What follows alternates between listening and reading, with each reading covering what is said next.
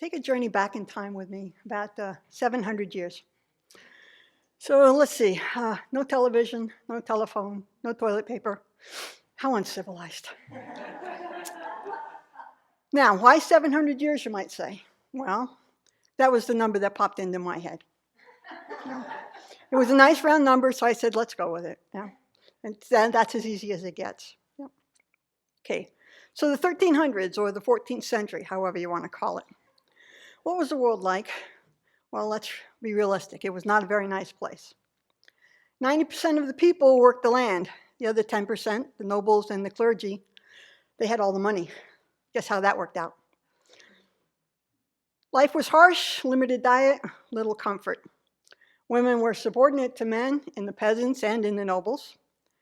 And children had a 50% survival rate up until the age of 1. Peasant children spent mostly their time helping their parents with the day-to-day activities, like growing food, raising livestock, and doing household chores. So, around 1300, centuries of prosperity and growth in Europe came to a rapid halt. First, let's talk about the weather.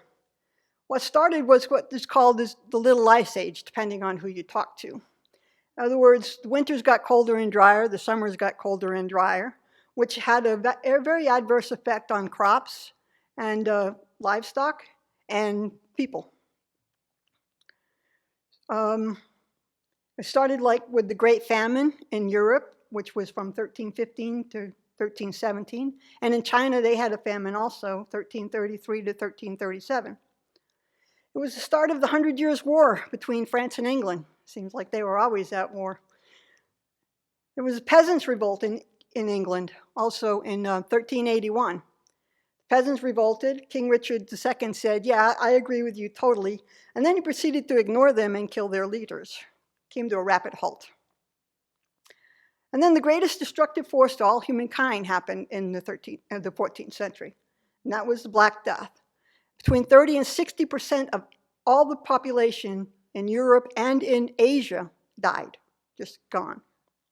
So it was not a nice place to visit, or not a nice place to live or even visit. But it wasn't all bad, because in 1357, a gentleman by the name of Lama Tsongkhapa was born. Now, he received teachings from many great teachers, including Manjushri. 1397, Tsongkhapa had a dream, which included, get this, Nagarjuna, Buddhapalita, Aryadeva, and Chandrakirti. Now, in this dream, Buddhapalita took a book, which was wrapped up, and put it on top of Tsongkhapa's head.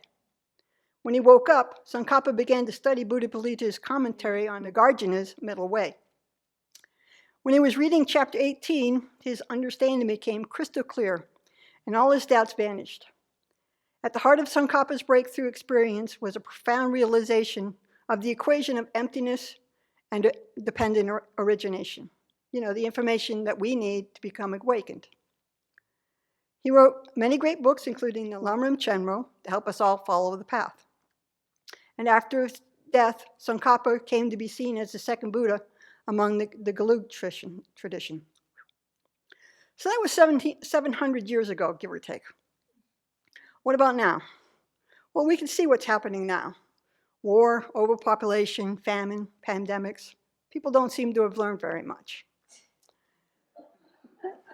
But let's skip ahead to 700 years in the future. So the first question that you want to ask is, did the human race manage to survive? It has the capacity to destroy itself. Does it have the wisdom not to? Does the Earth still look like it does today? Probably not. If humans destroyed themselves, then it would depend on when they did it. If they did it 50 years from now, then the Earth will have had 650 years to recover. If they wait until about the year 2600, then it's only been recovering for 100 years. But let's assume that humans managed to not destroy themselves. Clearly, the Earth is not going to be able to sustain the strain that humans are putting on it right now. So hopefully, the humans have discovered a clean, clear, reliable energy source. And they use it to expand out into the galaxy, at least this galaxy, and they're colonizing planets, exploring space. So the question is, do you think the Republicans and Democrats will still be quarreling with each other then? If you look back in history at the innumerable wars, you wonder, why did they happen? Most of them were fought for greed, pride, quest for power, Lebensraum, living space. Doesn't really matter, not to us right now, but the war in the Ukraine and Russia, that matters to us right now. So let's go back to the future. What do you think people of that time will think about what we're doing right now? My guess is that they're going to laugh and figure out we weren't doing too much thinking anyways. Will there still be war, greed, a quest for power, ignorance, anger, attachment? Where will your specific mind stream be? Well, that all depends on what you're doing right now. How well are you remembering the Buddhist teachings, the Bodhisattva's teachings, our own teachers' teachings? How well are you actually putting those teachings into practice? Are the 6 paramitas, generosity, ethical conduct, joyous effort, fortitude, concentration, wisdom, part of your day-to-day life? When you're dealing with sentient beings, no matter what they look like, do you remember that they've been your mother, your father, your child, your best friend in a previous life? And do you treat them as if they were important to your future life? Do we remember that we're actually in samsara, right here, right now? And that ignorance, attachment, and anger are keeping us here. We know the Buddha has given us a path out of samsara. How well are we actually traveling that path? Buddhism teaches us that everything is changing and is dependent. How well do we remember that during the day when someone makes us angry? We say we have a precious human life, but do our actions, and especially our thoughts, prove that we're aware of it? We deal with the 8 worldly concerns every day. How well are we actually trying to refrain from letting them ruin our day? Death and impermanence. Do you contemplate this every day? How many of the 10 non-virtues have you done today? How many constructive actions?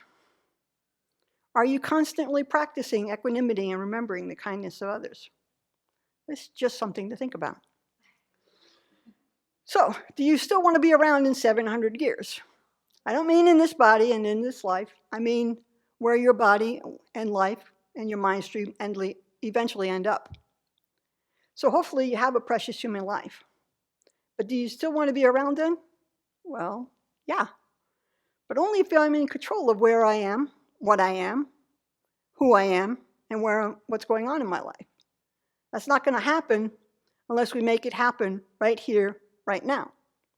And the only way to ensure this is remembering everything that we've learned and putting these and all of the Buddhist teachings into our everyday life. It's totally up to each individual.